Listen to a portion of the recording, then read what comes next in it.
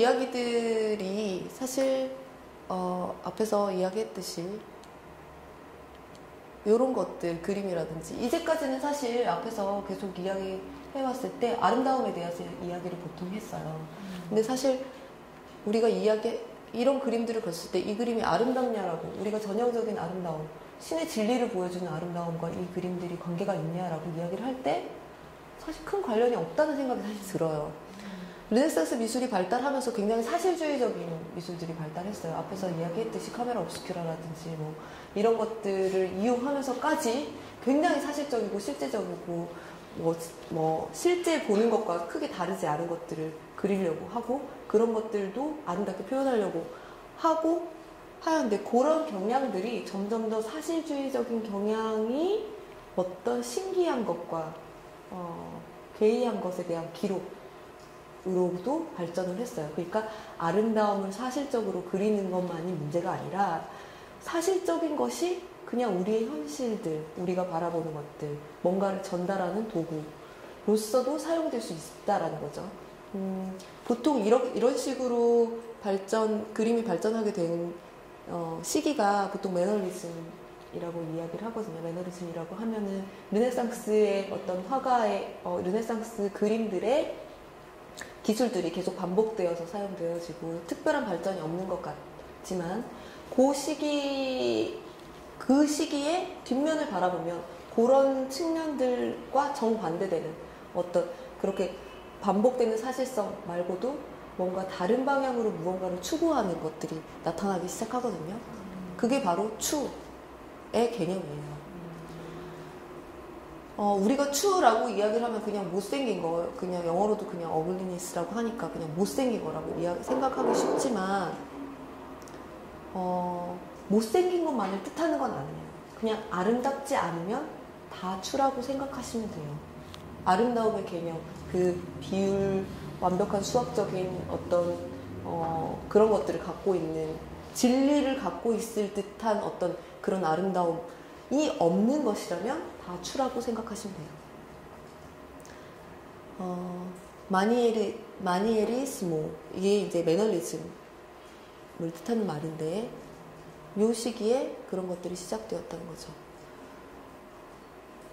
사실 시대 구분이라는 것이 굉장히 모호해요. 미술에서는 특히 더 그렇고, 매너리즘 시기라고 이야기를 하고 있지만 이 그림들을 어떻게 매너리즘의 다른 네. 매너리즘이요. 네네네. 있는 그대로의 그림에서 그 주제가 아름다운 거가 아닌 다른 걸 취급한다라는 그런 뜻 말고, 이게 기교를 강조하다 보니까 뭔가가 더 과장되게 표현한다라는 그런 뜻이 좀 아닌가요? 그거는 바로크까지 가면 이제 그렇게 되고요. 매너리즘 같은 경우에는 보통 이제 기술이 반복되는 것을 이야기해요. 그냥 앞 선대에서 썼었던 그런 기술들을 그냥 특별한 발전 없이 계속 반복해서 하다 보니까 약간 뭐라 그럴까, 그게 새로움이 없어지기 때문에 신선하지가 못한 거죠. 그래서 그거는 이제 후세 사람들이 평론가나 이런 사람들이 구체적인 설명 같은 거. 그렇죠, 네, 네네네. 네. 르네상스의 뒷부분을 갖다가. 네네네. 네, 맞아요. 네. 보통 그래서 이제 평가절하되는 부분들이 많이 있어요. 그 시기에. 네네. 그런데 이제 요런 것들을 근데 사실 매너리즘 시기 같은 경우 발견할 수 있는 거죠. 재밌는 그림들이 굉장히 많아요. 사실 아름다움만 표현했었던 것이 아니라. 남자는 가슴이 여자예요. 공작 부인이에요. 네. 공작 부인이고. 공작 부인이요? 네네네. 마세이스라는 작가의 작품인데, 요거 보이시죠? 이 뿔이 있죠. 이거는 15세기에 유행했었던 장식품이에요. 보시면 바네이크의 부인을 그렸었던 그림이에요. 이거는 15세기 중반 되기 전에 그림인데, 여기도 이 혼이 보이시죠? 보통 이제 가발 같은 거. 일종의 모자 같은 거예요. 이렇게 여기다가 이렇게 쓰는 거예요. 네. 보통 요 시기 때에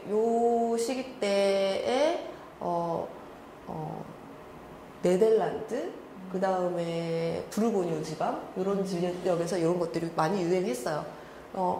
같은 시기 때 이탈리아는 조금 머리가 좀 자연스러워요. 이렇게 모나리자 머리 모양 생각하시면 기억나실지 모르겠는데 모나리자랑 뭐 그 다빈치가 그렸던 그림들 보면은 여기 띠가 살짝 있고 뭐 두건을 이렇게 쓰거나 베일을 이렇게 쓰거나. 근데 이 시기에 베일은 다 썼어요. 다 전 유럽적으로 베일은 다 썼는데 그냥 머리를 이렇게 자연스럽게 늘어뜨려서 베일을 쓰는 것들이 유행했었고, 이탈리아는 조금 더 자연스럽고, 아니면은 망으로 머리를 이렇게 감싸서 망으로 이렇게 올리는 것들이 유행하거나.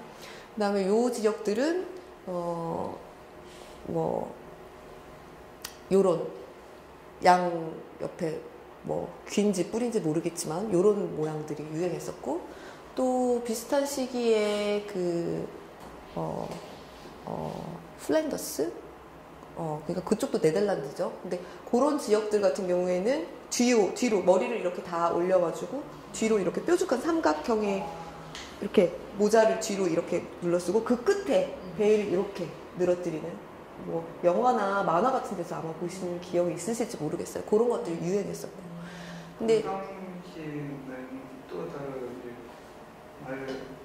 표현 생각을 해본다면 조금 기독교 부흥했던 시대였을 텐데, 어떤 기독교 전통이라든가 미술 표현 그런 것도 상관관계로 있는지 좀 궁금합니다. 르네상스에서는 르네상스 시기에는 당연히 이제 종교화들을 많이 그렸었고, 종교개혁 이후로는 사실 그러니까 종교개혁 이후로는 종교적인 그림들은 좀 덜 그렸죠.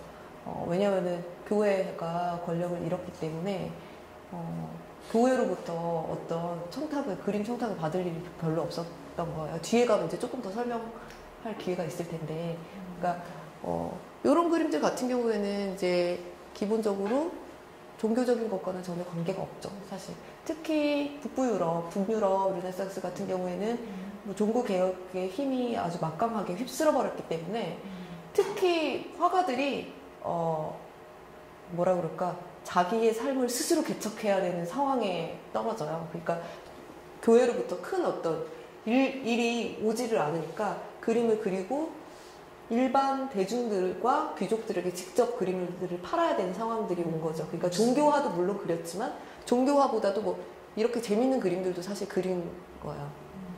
앞서 그림에서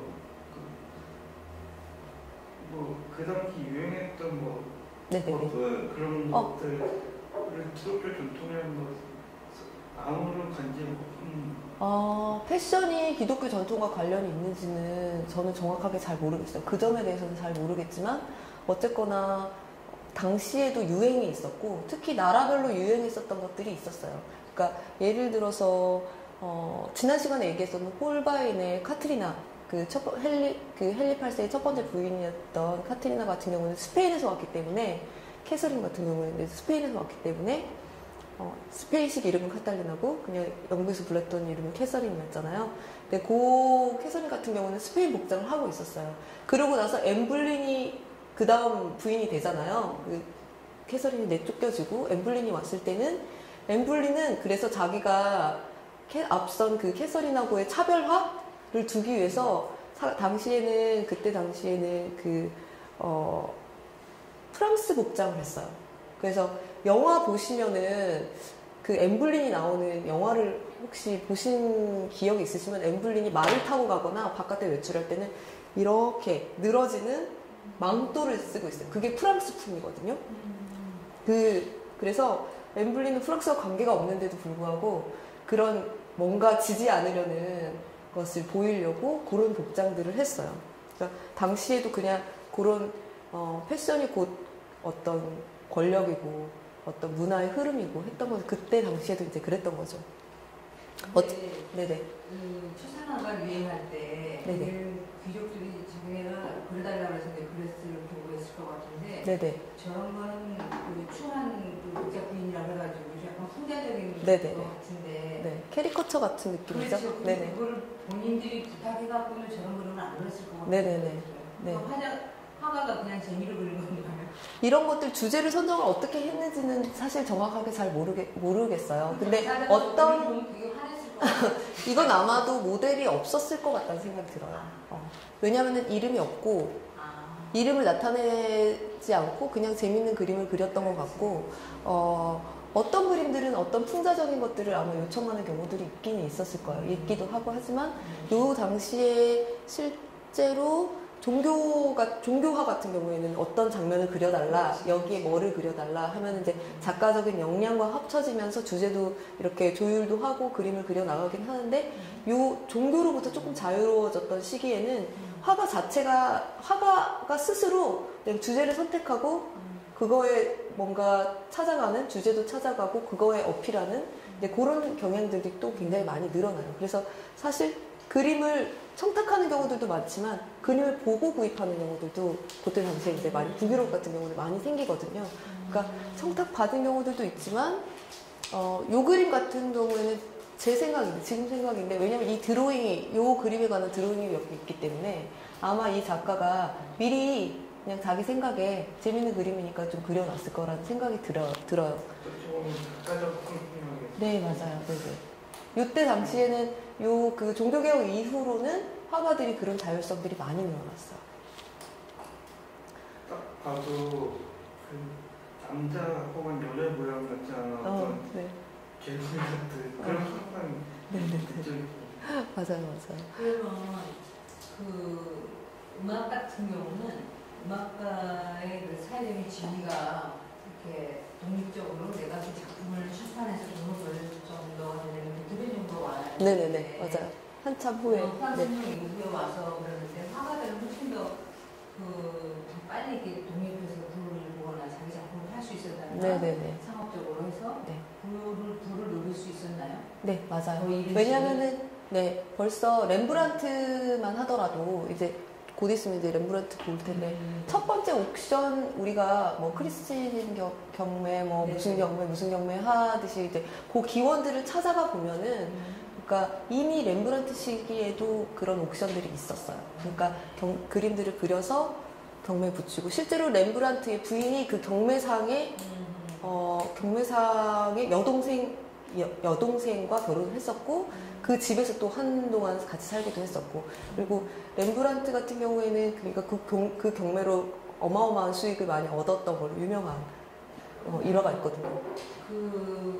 예를 들면 음악 같은 경우 음악 학교가 생기기 전에 이렇게 도예 비슷하게 기록을 보면 가가 누구의 연주를 듣기 위해서 몇 방 며칠 불러가고 그걸 듣고 귀를 듣고 흡사를 해서 자기가 연구하고 있는데 미술은 1대1로 지도를 하기보다 어떤 도제 제도같이 길드같이 그런 게 있었다고 저는 알고 있는데 그런 게 언제서부터 그렇게 있어가지고 직접 레슨을 했나요? 도제 시스템은 태고적부터 있었겠죠. 근데 저희 그 르네상스 시기 봤듯이 메디치가에서 첫 번째 미술학교를 세우잖아요. 그때 그 시기가 되면 이제 다른 곳들도 미술학교 점차적으로 이제 늘어나기 시작하고 이미 뭐 15세기, 16세기 되면은 그러니까 그런 어떤 아카데미 안에서의 미술 화가들의 지위들이 생겨나고 뭐 교수님, 뭐 학자님들과 맞먹는 수준이기 때문에 그런 시스템, 그러니까 도제 시스템이 물론 없었던 건 아니에요. 그러니까 어떤 작업실, 누구의 작업실에 들어가서 공부하고 하는 것들이 당연히 있었지만 그 학교에서의 이루어지는 교육 시스템이 아주 그때 당시에도 이미 거의 다 갖춰져 있었기 때문에 지위는 그때도 이미 보장을 받았었죠. 그런 식으로. 어쨌거나 네, 가볼까요? 요거는 그래서 어쨌거나 이게 이 호는 요때 당시로는 굉장히 유행이 지난 모습인 거예요. 유행이 계속 지났고 역시 모나리자처럼 눈썹이 없죠. 눈썹 다 밀어버리는 것도 이제 유행이 슬슬 지나버리는 때고 나이가 들어서 뭐 눈썹이 없는 건지 밀어서 그런 건지는 잘 모르겠지만 어쨌거나 피지 않은 꽃을 한 송이 들고 있어요. 이거는 약혼을 상징하는데 누군가 약혼자를 기다리는 모습인지 누군가를 유혹하려고 하는 모습인 건지 이런 모습을 보여주고 있어요. 이런 것들이 이제 요 시기쯤 되면은 그 매너리즘 시기쯤에 되면은 이런 주제로 또 하나의 주제로 등장하기 시작해요. 요건 아까 파네이크 봤던 이거는 다빈치의 드로잉이에요. 앞에서 봤던 거랑 너무 똑같죠. 그러니까 사실은 앞에 그림이 사실 오랫동안 다빈치의 그림으로 알려져 있었어요. 근데 실제로 보니까 이건 다빈치의 그림인데 드로잉을 나중에 드로잉을 서로 주고받았던 기록들이 좀 있더라고요. 그래서 요 그림은 다빈치가 그렸던 거, 아까 그거는 결국 다빈치가 그린 것이 아닌 걸로 판명이 났었고, 실제로 요 화가는 요런 비슷한, 캐리커처 비슷한 그림들을 좀 많이 그려요. 재밌어요. 되게 현대적이고. 이거는 아르침볼도 그림이에요.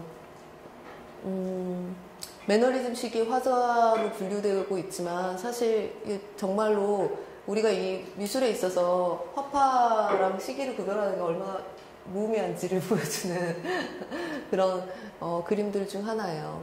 이 시기에 매너리즘 시기라고는 하지만 매너리즘 그냥 시기적으로 엮여서 이렇게 분류되고 있는 거지만 아주 재미있죠. 새로운 주제이기도 하고.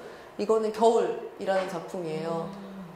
봄, 여름, 가을, 겨울이 다 있어요. 다 재밌고, 가을 같은 경우에는 뭐 추수하는, 과일을 추수하는 모습, 과일을 추수하기 때문에 사람의 초상화를 과일로 이렇게 꾸며진 것들을 해놓고, 꽃으로 해놓은 것들도 있고, 굉장히 재밌고,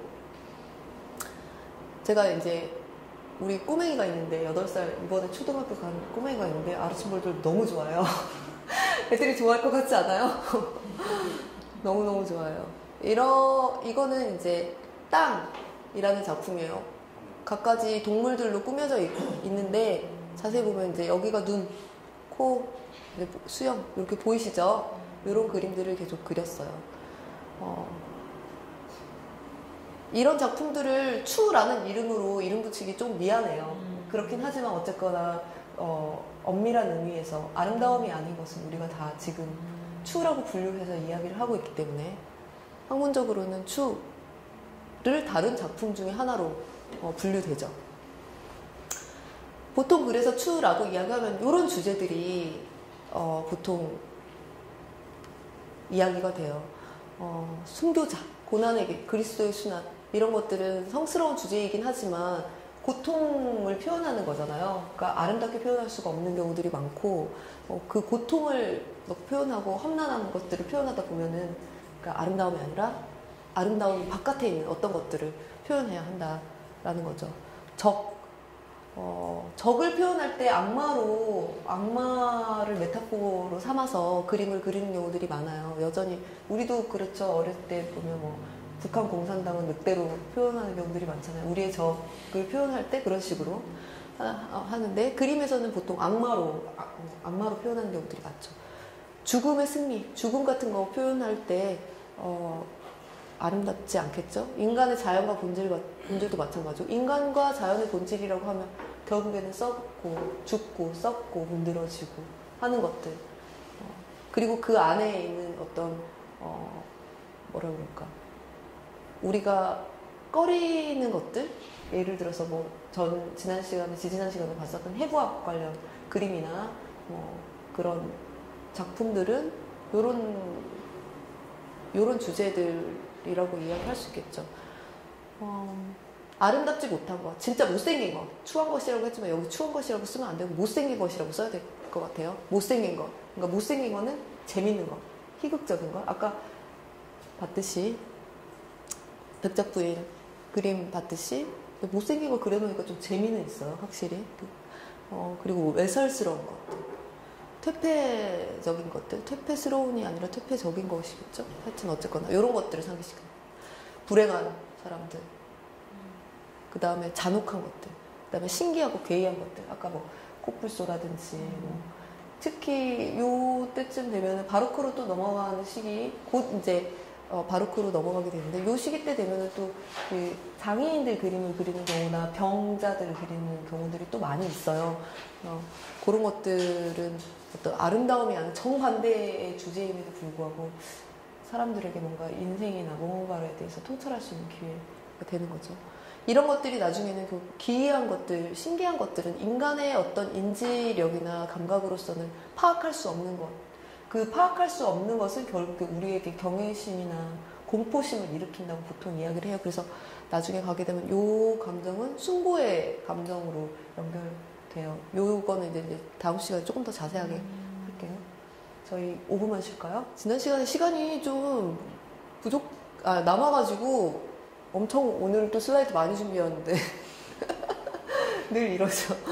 추에 대해서 이렇게 근데 뭐 바로크 시대나 매너리즘 시대에만 있었던 거냐? 사실 그건 아니에요. 그러니까 그 이전에도 있었어요. 그리스 시대 때 있었죠. 1503년에 발굴됐죠. 로마에서 발굴되었던 르네상스 시기에 진짜 땅 파니까 이런 애가 나온 거예요. 얼마나 깜짝 놀랐을까 사람들이.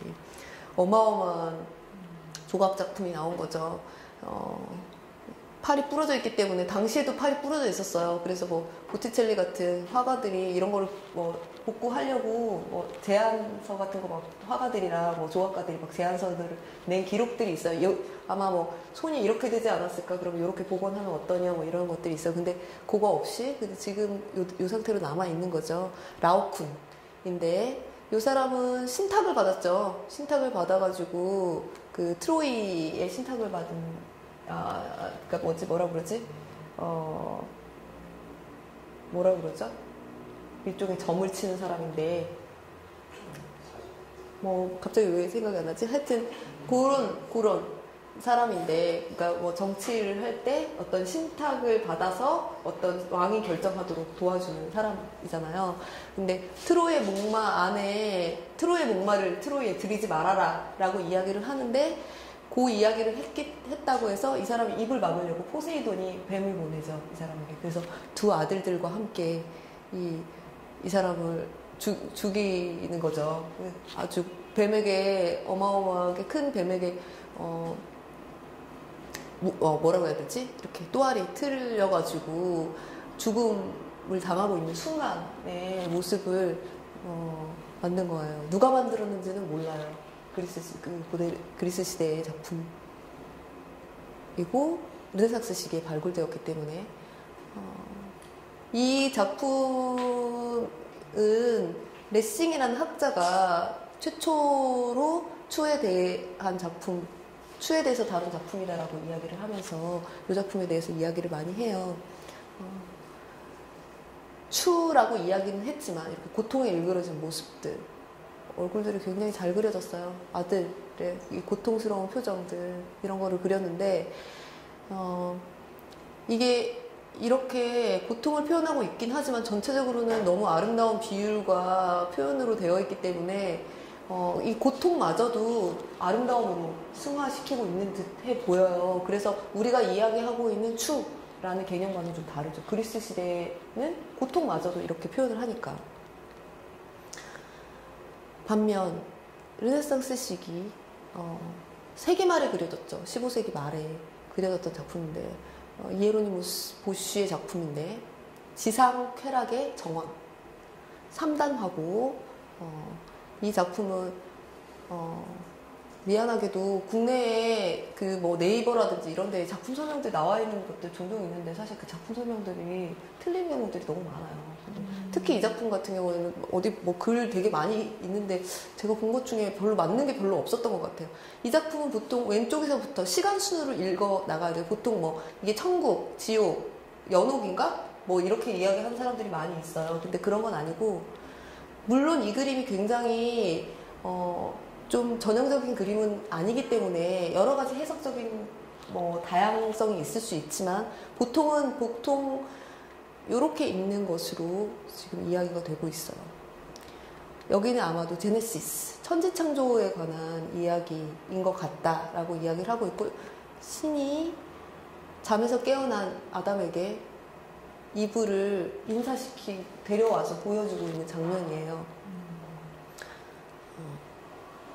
여기는 어떤 나중에 이제 세밀하게 보면 알겠지만 정말 아비규환 같은 모습이긴 한데 여기는 더 완전 지옥 같은 모습이기도 하고 좀 보면 이거는 3단 재단하기 때문에 요 옆에 있는 두 개의 패널을 뚜껑을 닫으면 이렇게 돼요. 뚜껑이 이렇게 탁 닫혀요. 여기 보면은 신이 보여요. 신이 이 세계를 만들고 지켜보고 있는 듯한 느낌이에요. 신의 표정은 나중에 혹시 제가 이제 이 클로즈업은 가져오지 않았지만 이제 기회가 되시면 인터넷에 한번 찾아보세요. 표정 별로 안 좋으세요. 하나님 표정이 별로 안 좋아. 그 왼쪽에 가장 왼쪽 패널에서 봤던 그 위쪽에 있었던 장면 중에 하나예요. 새들이 이렇게 어떤 구멍을 통해서 이렇게 날아가고 있는 모습들이 보이고 아까 말씀드렸죠? 아담과 이브가 소개 받는 장면? 뭐라고 해야 되지? 그러니까 이브를 데려와서 보여주는 장면. 온갖 동물들이 있는데 이 동물들이 우리가 상상하는 어떤 뭐 천국이나 지상 낙원 뭐 이런 것들과는 관계 없는 듯이 보여요. 왜냐하면 동물들의 종류가 너무 많고 많은 것뿐만이 아니라 괴이한 동물들이 너무 많고 게다가 뭐 막 잡아먹고 있고 이런 모습들이 좀 보여요. 이런 데도 좀 괴기해요. 실제로 재단하긴 하지만 재단화로 쓰이진 않았어요, 이 작품이. 이거는 여기에 있는 이 어떤 분수인지 뭔지 알 수 없는 이런 어떤 것들이 그려져 있고 신기하죠. 그러니까 이런 것들 때문에 굉장히 사람들에게 궁금증을 많이 불러일으켰어요. 이 지상쾌락의 정원이라는 작품, 요 작품 하나를 해석하는 것만으로도 책 한 권이 충분히 나오고도 남고 이걸 가지고도 수없이 많은 학자들이 서로 논쟁했었고 각자 자기의 책을 썼을 정도로 많아요. 이건 가운데 패널에 있는 그림들 중 하나예요. 돼지를 타고 달려가고 있는 사람들. 굉장히 외설적인 것들이 많아요. 또 보면은 사과를 머리에 얹고 목욕을 하고 있는 여자들,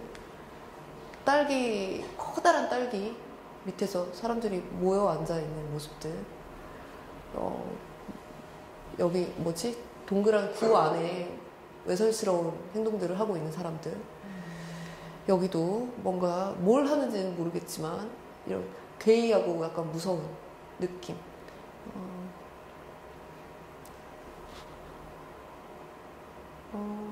프랭게라는 사람이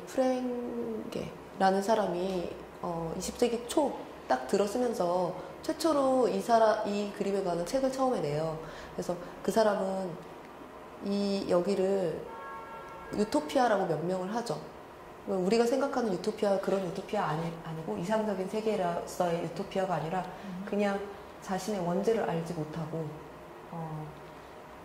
한마디로 말하면 개념 없는 사람들이 그 원죄를 깨닫기 전에 그냥 마음대로 행동하고 있는 그런 곧 타락할 세계에 살고 있는 사람들.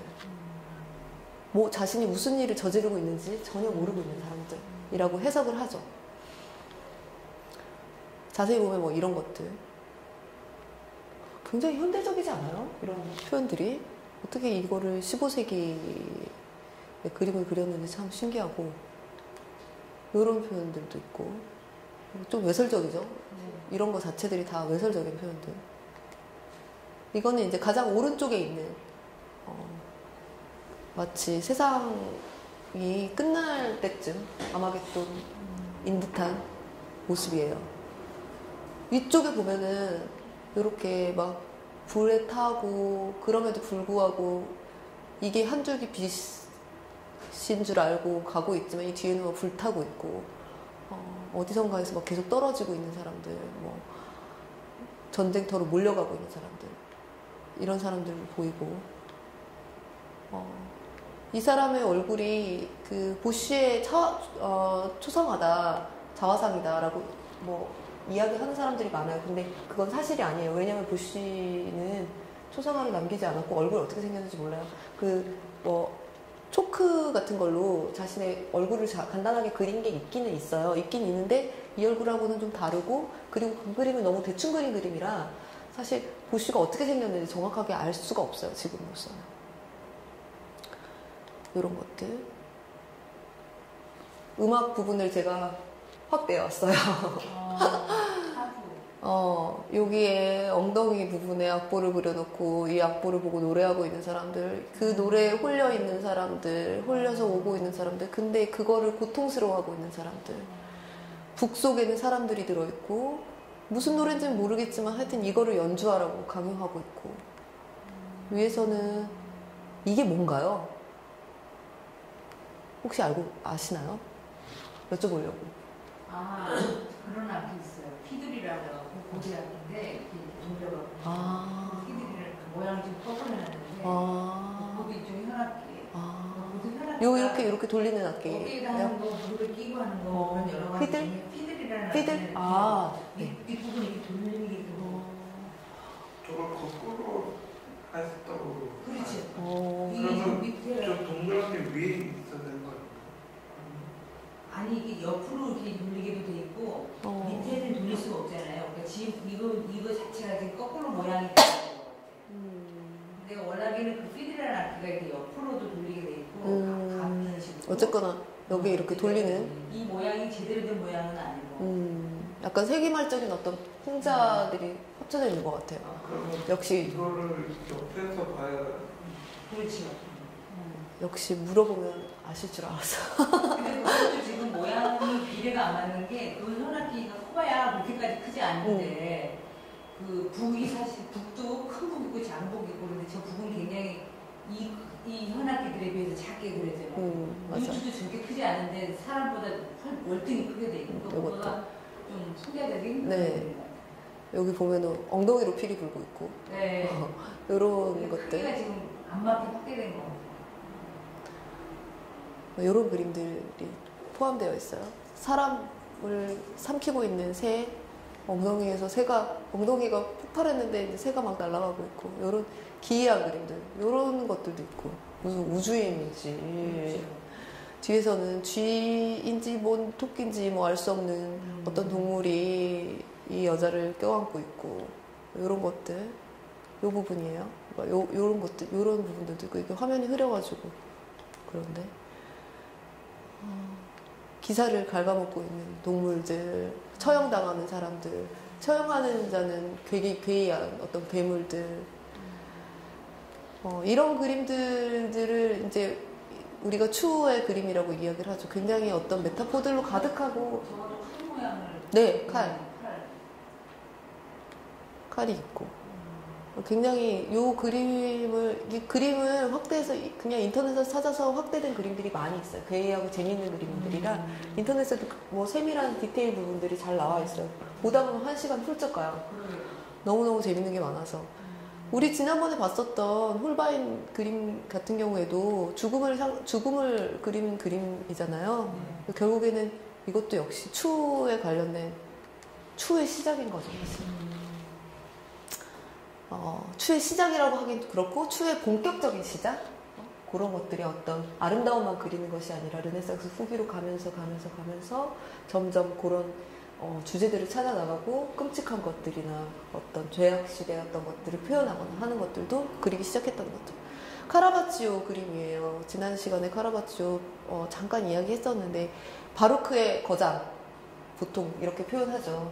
근데 바로크라고 이야기를 했을 때는 바로크는 보통 바로크라는 말은 포르투갈어나 프랑스어인데 포르투갈어에서 온 것으로 알려져 있어요. 포르투갈어도 바로크가 있고 다른 나라 말들도 바로크 비슷한 말들이 많이 있어요. 보통 이 말은 그러니까 거친 어떤 진주를 뜻하는 말인데 굉장히 과장되어 있고 장식적인 것들을 표현할 때 이야기를 하죠. 근데 진짜로 그 진주 보석상에 가니까 이게 동그란 진주가 보통의 진주인데 찌그러진 진주 그거를 바로크 진주라고 그러더라고요. 그래서 이게 실제로 바로크 붕어빵 가니까 이거는 바로크 진주의 일명 못난이 진주라고. 그래서 음악에서 쓰는 용어가 여기도 쓰이구나 이렇게 이제 확인했거든요.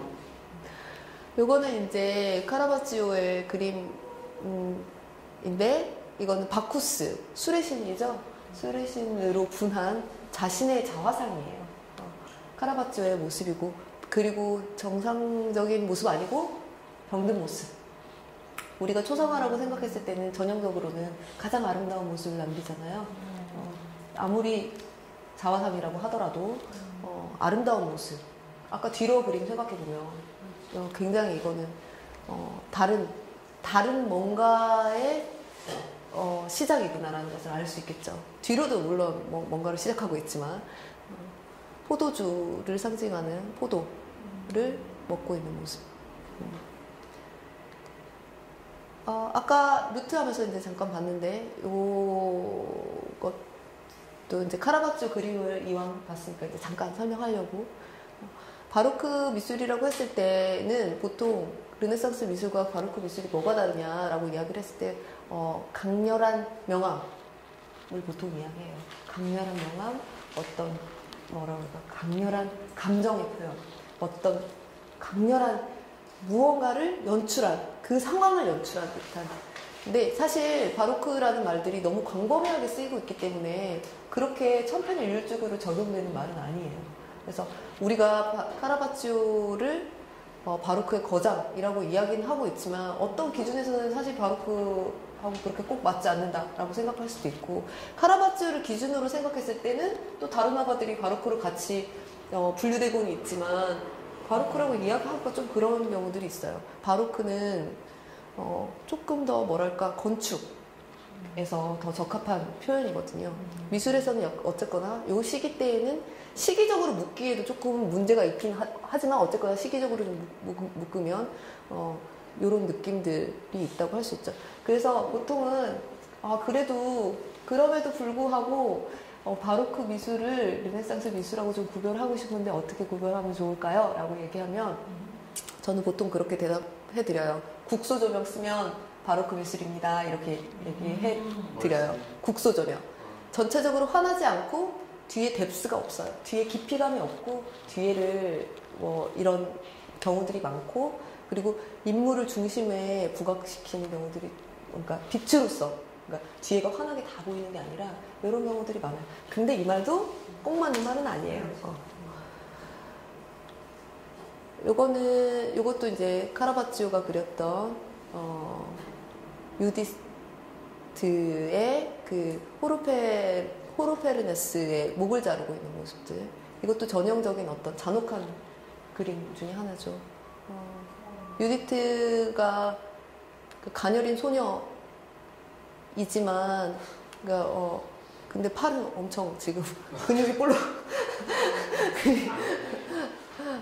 아시리아의 장군이었던 호로페르네스를 유혹한 후에 술을 잔뜩 먹여서 술 취하게 한 후에 적장에 목을 베는 장면, 일종의 이때 뭐랄까 논객쯤 되는 상황인 거죠. 유다의 한 여인이, 가녀린 여인이 적군의 적장에 그 목을 베어오는 그런 전통적인 주제 중에 하나예요. 요것도 이제 같은 주제.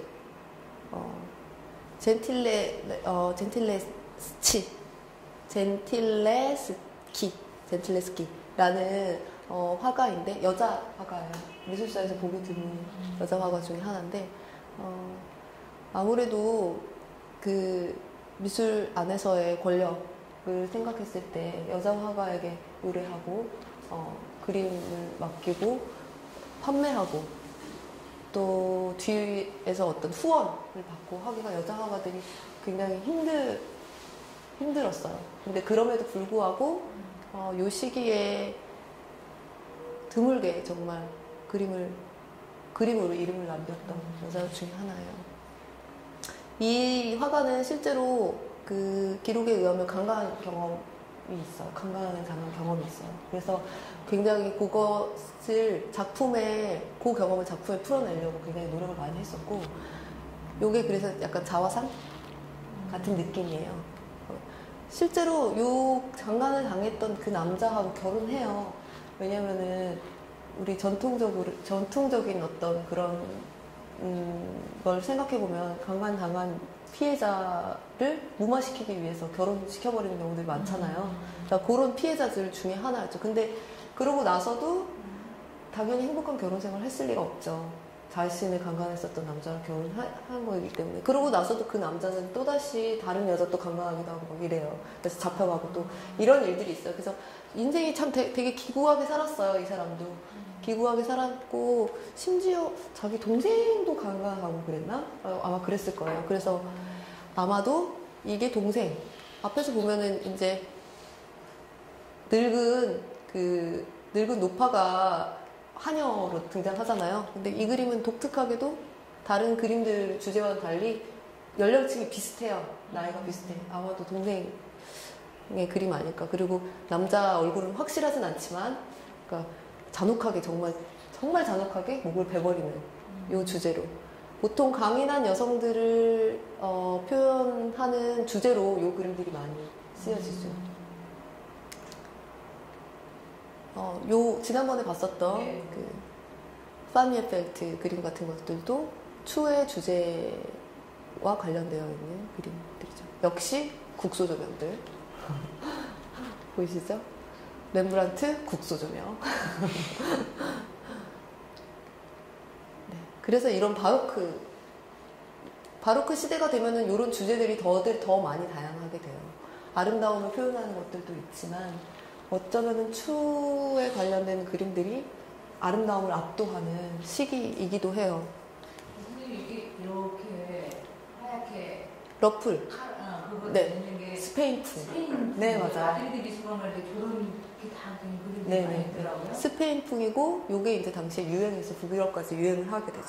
그리고 특히 네덜란드가 스페인의 식민지였기 때문에 이때 뭐 이렇게 교류라든지 이런 것들은 너무 자연스럽겠죠.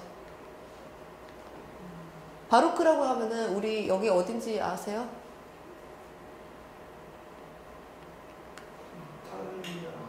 이탈리아의 트레비분수. 네, 트레비분수. 바로크의 전형 건축이라고 할 수 있어요. 굉장히 장식적이고 화려하고 정말 뭐만 있으면 막 온갖 것들을 붙여서. 정전을 던지면 소문이 이루어진다. 네. 바로크의 전형이라고 하죠. 보통 우리가 그래서 앞에서도 얘기했듯이 미술을 바로크로 하나로 묶는 거는 쉬운 일은 아니에요. 그냥 그 시기쯤에 미술이다라고 그냥 보통 이해를 하는 것이 좀 편하고 로코코 뒤로 가도 마찬가지예요. 로코코, 뭐 신고전주의, 인상주의 이전까지, 르네상스 이후 인상주의 이전까지는 조금 사실 저 개인적으로는 미술사로 이렇게 명확하게 나누는 거에 대해서 별로 좋아하지 않아요. 왜냐면 그게 너무 인위적이기 때문에. 하지만 건축에서는 바로크 건축이라고 했을 때 명확한 게 있죠. 굉장히 장식적이고 이런 것들.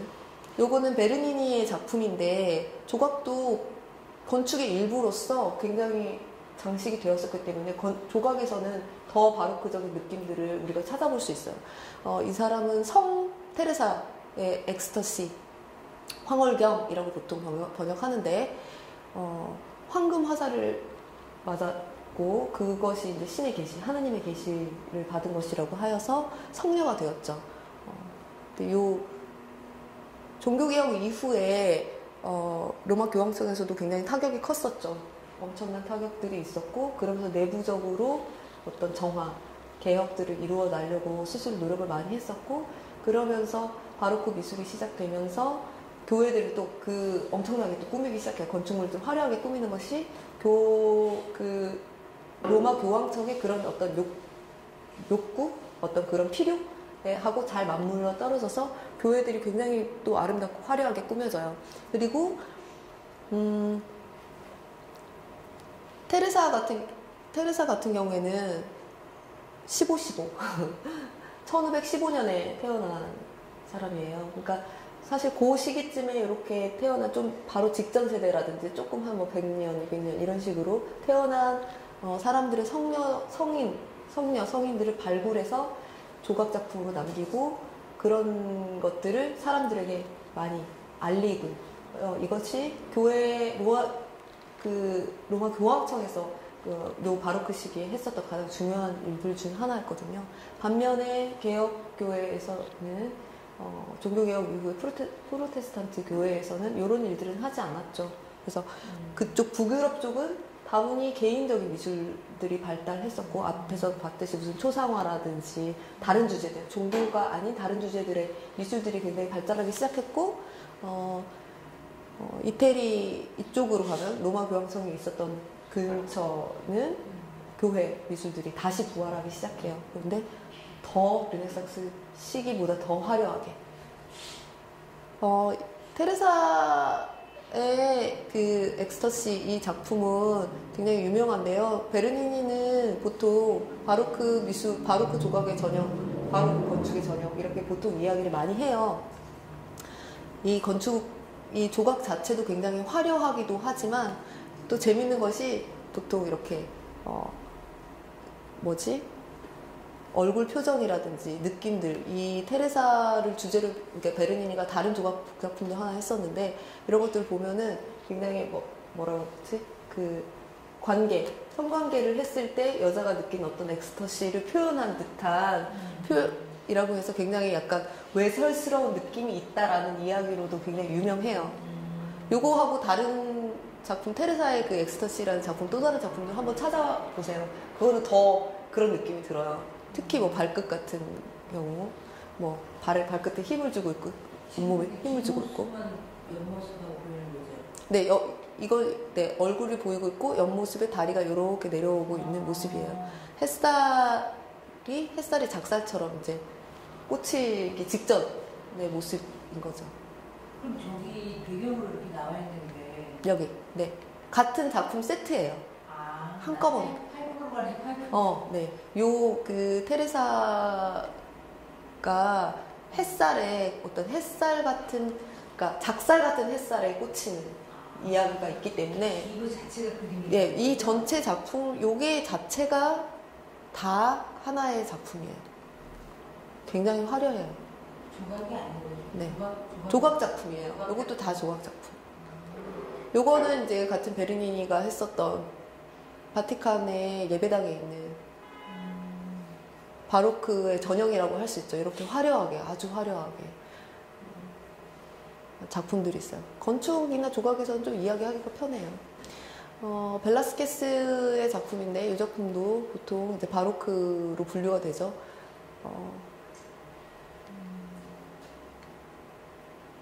전형적인 어떤 초상화, 집단 초상화와는 좀 느낌이 달라요. 이런 시녀들도 보이고. 라스 메니나스 제목 자체가 시녀들.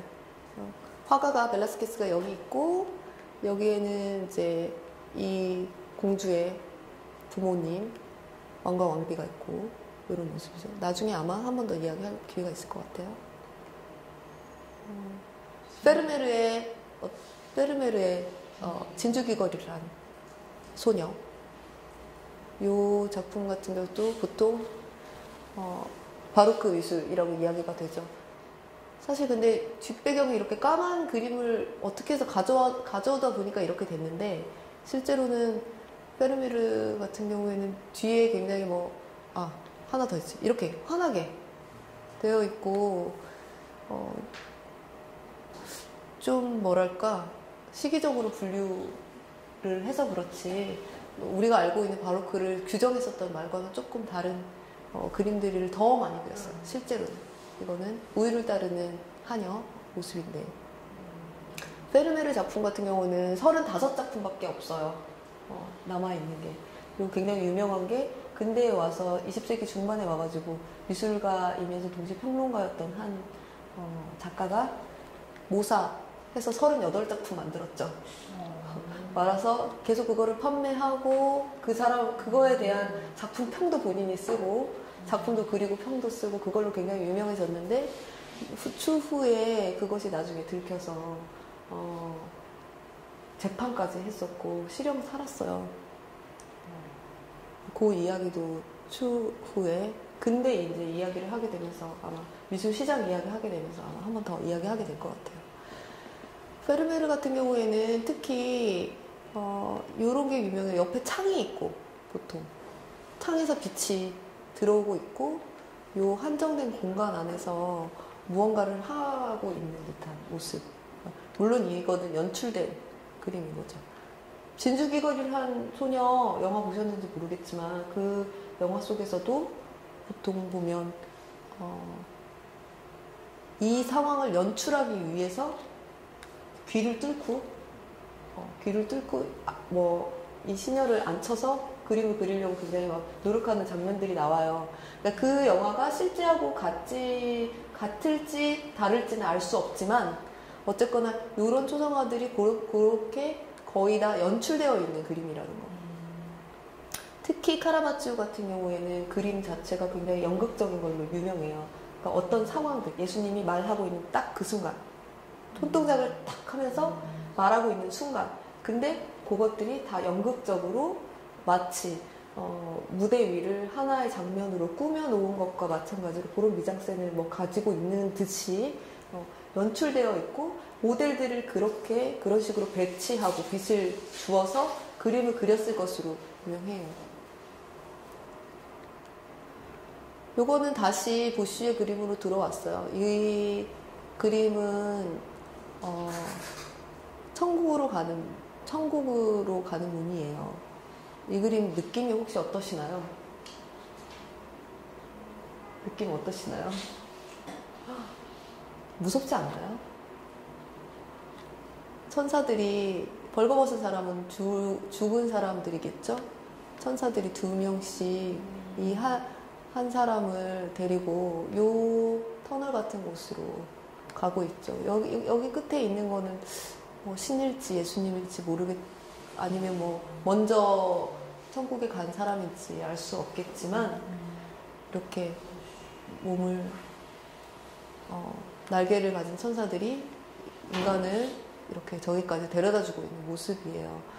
근데 보쉬 그림 같은 이 그림이 사실 의미상으로 생각해보면 천국에 당도하는 거기 때문에 굉장히 아름답고 행복하고 그래야 할 것 같은데 사실 이 그림을 보면 그냥 죽었구나 라는 느낌이 들면서 알 수 없는 세계에 대한 두려움이 느껴져요. 그러니까 요 그림들, 이런 식의 그림들이 아까도 말씀드렸지만 천국을 그렸지만 아름답지 않은 것들, 추의 개념에 속하면서 이런 그림들이 결국에는 앞에 그런 괴이한 것들, 신기한 것들과 하나로 묶여져서 결국에는 어떤 숭고한 감정으로 연결될 거예요.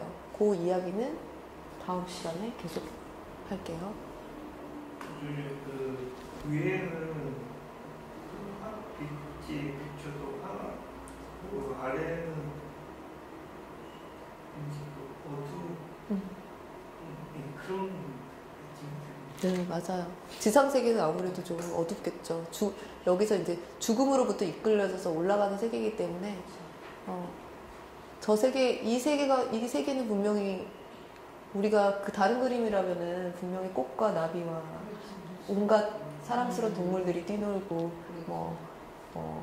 거기에 예수님이 인자한 모습으로 있고, 근데 이 존재조차도 지금 어떤 존재인지 알 수가 없고, 천국이라고는 하고 빛이 나오니까 그렇지만 뭔가 제대로 보이지가 않기 때문에 나의 어떤 능력 바깥에 그 무언가 그 두려움을 있는 거죠. 이 사람들은 분명 천국으로 가기 때문에 행복하겠지만 이 그림을 보고 있는 우리로서는 그냥 죽음에 대한 두려움 더 먼저 떠오르는 것 같아요. 이렇게 해서 다음 시간에 숭고의 감정, 공포와 숭고에 관한 이야기들 계속 해볼게요.